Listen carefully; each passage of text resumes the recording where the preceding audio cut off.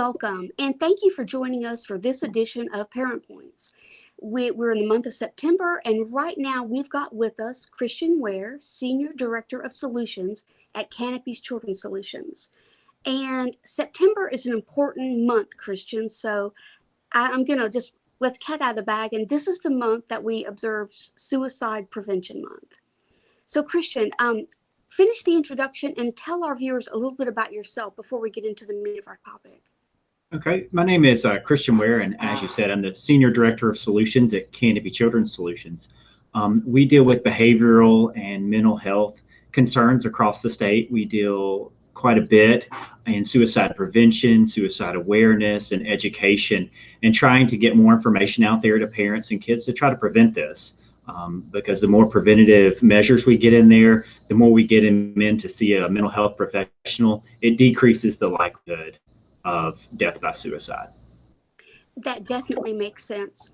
Let's start a little bit with the macro view. What's going on in terms of suicide, and I guess specifically juvenile or pediatric suicide? Yeah, over the past decade, we've actually seen a sharp increase in the number of not only death by suicide, but suicide attempts by age 10 to 24. To the point where it's the second leading cause of death for that age group. And this correlates directly with the number of kids that we have that have depressive symptoms, anxiety, ADHD. Those numbers are increasing, which is very different from a lot of things in the field that are decreasing. We're getting better. It seems like suicide is just going up and getting even sharper during the pandemic. That's what I was going to ask you next, is I'm sure the data's not in yet because we're not through with the pandemic, but the pandemic just put everyone in a pressure cooker anyway. Right. Yeah. You're forcing people into social isolation, not as much supports. They're having to do things on their own without friends, without contact. And technology is a poor substitute for relationships. There's a component to talking with somebody else and seeing their face and being able to use your five senses with them that are lost when you do it in a computer. And because of this, we've seen the pandemic has drastically raised the rates of depression and anxiety just over a 1-year period. The data is already starting to come out, and some of the estimates are that suicide attempts have increased by 40 to 50% in just 1 year. Oh my goodness, that gives me chills to just hear. And also I was thinking about with the pandemic, especially children, so many milestones that children enjoy observing, like birthdays and little graduations from 5th grade and high school graduations. And I had a niece have a college graduation canceled in the middle of all that. That hurts too. So we're not even able to let them celebrate like they're used to celebrating. Correct. Yeah. Missing those milestones is significant, especially when you're a kid and you look forward to those things. You have less to look forward to. I hadn't thought of it like that, but you're absolutely correct. Now, I don't know if you have any data on Mississippi, but we all hope that that's elsewhere and not where we live. What's going on here specifically? Though our rates are not going up as much as the U.S., which is great, the success rates here are rather high, and that can be directly attributed to the number of guns that are unlocked. So whenever you have a child that's wanting to commit suicide, having the means to do it raises the risk of them being successful. Because we have in the U.S., about 3,500 attempts in any 24-hour period. And most of those are unsuccessful. But if you have a means for them to be successful, such as a gun, which is, your chance is great that if you shoot yourself, you're going to pass, then things like that increase that rate. So having an unlocked gun in your home, which a lot of Mississippians have, raises the chance of death. Well, Christian, we don't like being last in everything, but this is not something we want to be first in. That's kind of a horrifying thought. And then I think in terms of, we've got to think about grandma's pills and all that other stuff. I hadn't really thought about having the means of suicide available to kids. That's kind of harrowing. Yeah. Yeah, because we don't think about those things. You're right. Medicines as well. Just the access that kids have to the things we have in our house that we take for granted day in day out. I mean, we might take them hunting Saturday, Sunday, wherever we take our children, and then forget when we bring them back. Lay them on a shelf, clean them, or lay them out to clean, and they're easy access for children. Wow, this is kind of eye opening. I didn't expect our interview today to get quite so serious quite so fast, but this is a really serious topic. Tell me, what would you like parents to know right now about suicide and ways to maybe track and see if their kid is at risk? Yeah, so there are some warning signs that you can look for. If your child is starting to socially isolate from others, they're withdrawn, they go in their room a lot. Teenagers do this to some degree as they get older, but it's when they're completely isolating, they're really decreasing their number of friends. That's not normal. There's also this hyper focus on death and dying. We have a lot of kids out there that are very artistic. They can draw, they're great at it, and they start drawing pictures of people committing suicide or pictures of death. This is a hyper focus on it. It needs to be, you need to pay attention to it. You're also going to see decreased interactions with peers.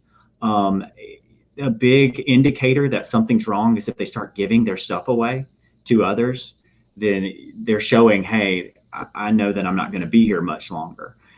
Kids like to talk about the future and things they look forward to. Same thing you talked about with the milestones.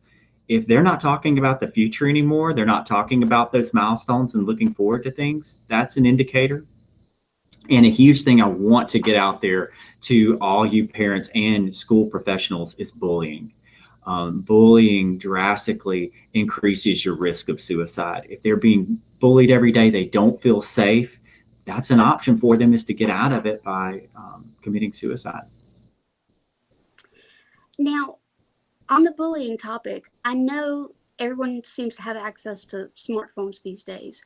Does that play into the bullying? Because what I've heard now is bullying follows you home, whereas in my era, what they said at school, you just left once you stepped off the school bus. Yeah, it does follow you, and there's a lot of means out there of being able to connect technologically with your friends, but also with those that aren't your friends, and they use it as a platform to bully somebody and be anonymous. They'll send it out there and then it disappears, so there's no evidence. And there's a lot of local school districts even this week that have started regulating and sending out warnings to parents to look for these platforms like I think it's called Yik Yak is one of them that's recently come back, and it is a great way to bully others. Oh my goodness, I this horrifies me. But it's just a thing that children live with now that we probably, as older adults, probably can't fathom. Right. Very true. This is not something that we had when we were growing up. And having kids myself, you see it. They're a lot more on social media. They're watching YouTube videos. They're engaging with friends online. It's a great platform to be able to do that without having to get together, but also has its dangers. Like, Yeah, I've heard of the crowd mentality and how when other people are doing something, it's easy to pile on, mm, even if it's not something you would ever do yourself alone. And so now we just do it digitally from our bedrooms. yeah, it's funny you mentioned that because there's a thing called suicide contagion that is taking hold in the community now with kids, and it's raising your risk of suicide, suicide attempts, and death by suicide.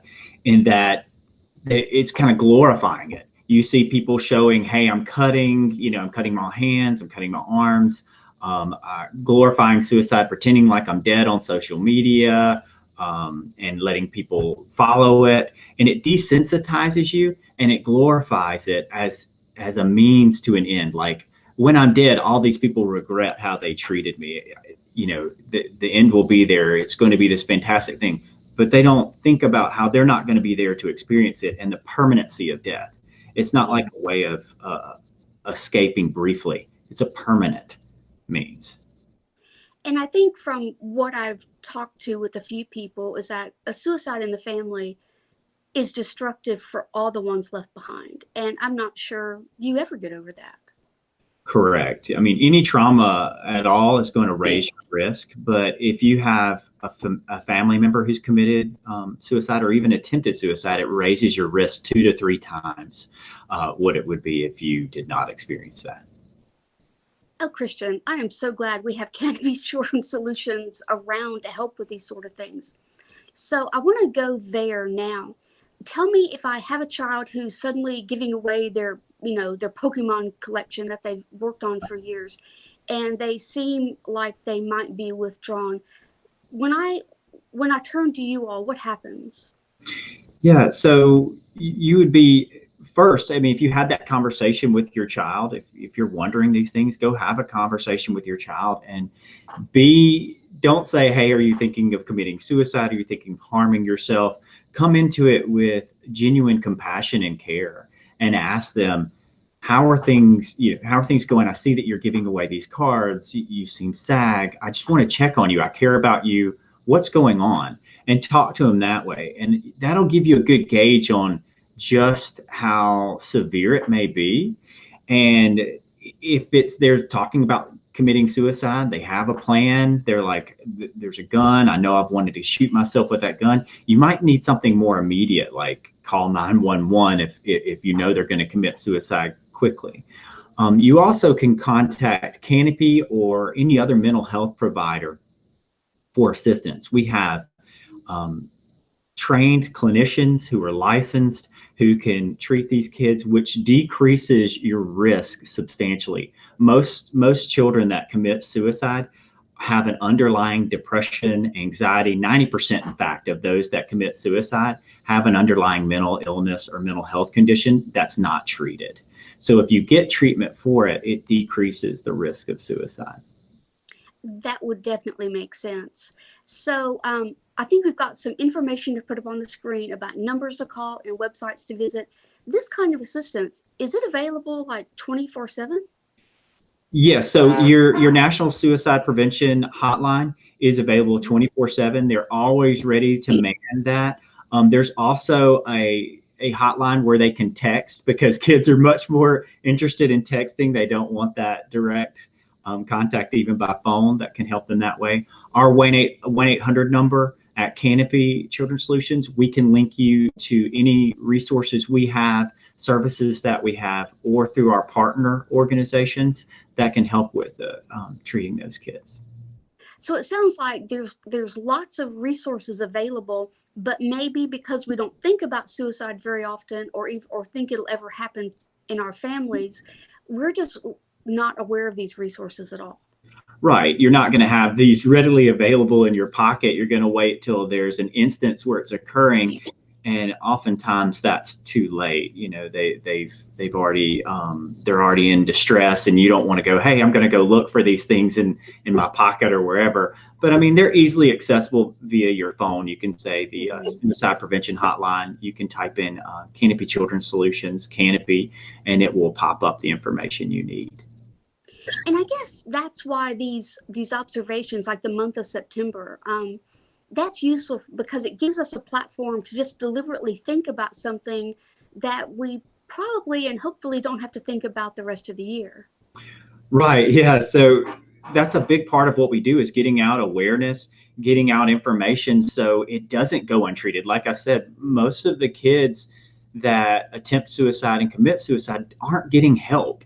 1 in 5 children have a mental health condition, and most of those are not receiving treatment for it. And if you're not receiving treatment, it's going to raise your risk. So we do these things to try to get information out there, pay attention to your kids, talk to them, see where they're at, and seek help where it's needed. I want to touch on something that, excuse me, might have been more valid in my day, but when you say 1 in 5 kids has a mental, what was a phrase you used? Mental health condition. Yes, correct. I think it might be really hard for parents or anyone really to want to admit that. I think there's a stigma even today that if you have something like that, you're less. There's something wrong with you. What about that? Is that something that's happening still? Yes, with the parents mainly. That stigma is much much decreased with the kids. They talk about it, they go to one another, go, who's your therapist? Who are you seeing for this? They're talking about these issues. So it's a stigma for us and the older generations, but the kids nowadays, the stigma is not there. So that's great. But at the same time, if they're reaching out and saying they need help from a parent, we need to take it seriously and not be fearful of the stigma that it may cause. I mean, you would much rather have to internalize what sort of stigma that might be over your child injuring himself or losing his life over just some anxiety or whatever. Correct. Yeah. If you want to talk about stigma, the stigma of attempting suicide is something that is has a permanency to it you don't want, and Yeah. it is not something you want your child to have to go through. Because the other indicator is if you've ever attempted to commit suicide, the likelihood of you trying again is higher. Wow. This is such a somber topic. So we've talked about what some parents can do. Let's go a little bit larger. What can we do as a community at large to help with this problem?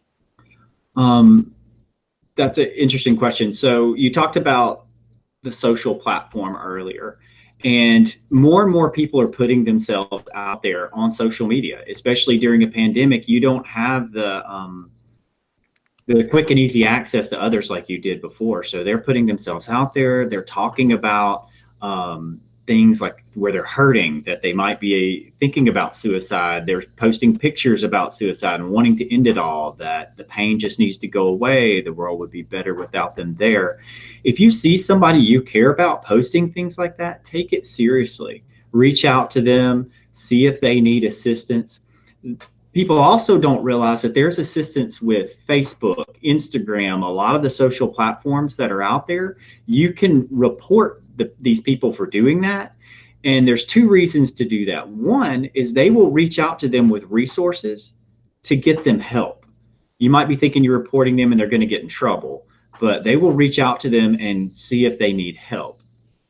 The other piece to that is you want to be careful of people posting things like that, because like I said about social contagion, the more and more people seeing that information and being inundated with it, it's going to normalize it and make it seem like a viable option for our kids. They're much more susceptible to influence from social media. So that's the other piece I would say. Just make sure you know what your kids are looking at. If they're on social media, know what they're on, know what they're looking at, know what them and their friends are talking about. Be a part of their lives. That decreases the risk as well. I'm just going to throw this out there. I once was talking to a group of moms, and some of them had teenagers, and the concept of they need their privacy, or I need to give them their privacy. Where does that fall in the spectrum? I mean, the parent is paying for the smartphone, obviously, and they're legally responsible for the child. And yet, there's this concept of, oh, it's not polite to intrude.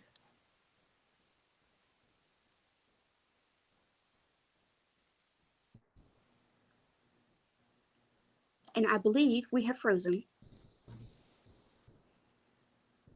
Sorry, we lost connection there for a minute. Yeah, everything froze. I was like, he's So, listening very closely. Um, what about that? The balance between letting them become more independent and getting all up into their stuff. yeah, so there's a difference between being sneaky and forceful with it. I mean, if you have a relationship with your child and you're talking to them, there's going to be some resistance to you wanting to be at all in their business. But as a parent, you just come at it with empathy and you communicate the reasons why. I mean, be honest. I mean, you're not going to talk about serious topics like that with a 6-year-old if they don't understand it. But a 14, 15, 16-year-old that's transitioning into adulthood, you can talk to them. You can be open with them. Say, I'm worried about you. I care about you. That's why I'm looking at these things. I'm not encouraging you to go behind their back and spy on their email or text messages. But I mean, you can ask them, say, hey, who are you texting? What are just wanting to know more about you. Come at it with genuine compassion and curiosity, which most parents have. That makes a lot of sense. Now, let me ask this. We just talked about social contagion. Is it possible that talking about suicide might lead the child to consider it? I mean, should parents avoid bringing up the topic with little ones for fear they might cause it? Yeah, I'm so glad you asked that question, because what I do want to alleviate is the fear that talking about it will cause it to happen. The problem with social contagion is that they're glorifying it and they're putting it out there over and over again. Talking about suicide with your kids is not going to increase their risk at all. Just come at it with, hey, I care about having you here. Some people have these thoughts, are you okay? I want to be here for you if you're sad, especially if you have seen them sad, you see their artwork. Have genuine care about their artwork and say, what's going on in this picture? Do you have thoughts about people getting hurt? Do you have thoughts about people hurting you hurting yourself? Just have those compassionate kind of discussions, and don't come into it accusing them, asking a lot of why questions. Why questions are dangerous. But ask questions that show your curiosity and show that you care. But asking about suicide isn't. It's just you're glorifying it and saying, hey, a lot of people commit suicide. This is a viable option out. And you're putting it in their face and showing them images. That's social contagion. That's when it's dangerous. Okay. Now, this may be straying off topic a bit, but that question that you mentioned, the why question, why are why questions not the best way to open up a conversation with your child? Yeah, it is for any human beings, not just kids. When you're asking why questions, you put somebody on the defensive. It's automatically assuming something. And this is something, a lot of clinicians are taught to not do. Don't go, why this? Why this? Because you could even practice it. If somebody's asking you, why did you do this? Why did you do that? It automatically assumes that you've done something wrong. In people's head, it triggers something internally that says, ooh, I need to put up my guard. And that's not what you want when you're talking to your kids. That is a brilliant little piece in a nutshell that I think we need to put as a soundbite all over the world. I never thought about that before, but you're right. A why question is almost like a judgment. It's almost like I'm asking why because I need an explanation right now. There's something negative about that. I'm glad you mentioned that. Yeah, you're assuming something. It's like Yeah. before it even starts. Now we've jumped all over the place. What do you have any final words or topics or points you want to make to our audience right now before we go? Yeah, I don't want to fill people with a whole bunch of fear about suicide and that their kids might be committing suicide at any moment. Most kids who have depressive symptoms and anxiety aren't going to commit suicide and may not be thinking about it at all. The reason we talk about this and the reason we put it out there is because the risk is so great. Even though the numbers might be small, you just don't want to risk the loss of life of any child. And that's why we're putting it out there and we're saying these are the risk factors. These are the things to look for. And the last piece I would put out there is your biggest prevention is to seek help where it's needed. If your kid needs help, if you need help, seek help. It might not be Canopy Children's Solutions. We do have lots of resources, therapists that can help you. Just seek help from someone because we want it to be where no kids are committing suicide and that they're getting the help that they need. That makes a lot of sense. And I want to point out that with Canopy, y'all are active in every county in Mississippi. Correct. And also there's the Link program. That can also be a gateway into finding some services in your local area. Yeah, so Link is our program that is prevention services. They are not clinically based, but they do link families to resources they need. And it's a completely free service. There's no cost with Link. It does suppose that you're in a lower income bracket, moderate to low moderate income bracket, and they will link you to the resources you need, help you fill out paperwork, whatever that may be, so that you can get help before it gets to where it's a problem. I just think that's useful to point out because we're not talking about someone in North Mississippi having to drive to Jackson for services. Right, With yeah. Canopy, yeah, active all over the state and these other services, you can meet people where they are. Yep. Link is in every county throughout the state. We have teams that will come out and meet you in your home or at a library or wherever you want to meet. Wow. I'm just very thankful that Canopy Children's Solutions is here in Mississippi. Um, Chris, thank you for your time on this very serious topic. And those of you watching this, please share this link with some other families, tag some people, and just get it out there. And I think also, I think we covered it by inference also, but it doesn't hurt to look for these sorts of signs in the friends of your child as well as your own child. So, any closing words, Christian, before I let you go back to your busy morning? No, thank you for having me on. I appreciate getting the word out there and raising awareness about this serious topic. Thank you. Thank you.